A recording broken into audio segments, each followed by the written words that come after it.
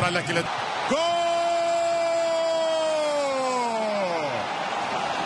عاد بوجبا، هذا ما يحتاج بوجبا. قبل ثواني كنت أتكلم عن عودة بوجبا وكل فرنسا تنتظر بوجبا.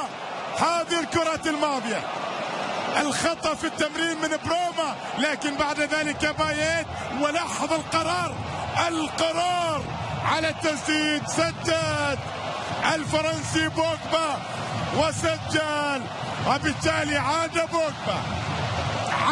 بوجبا بقذيفة من باريس، من امستردام.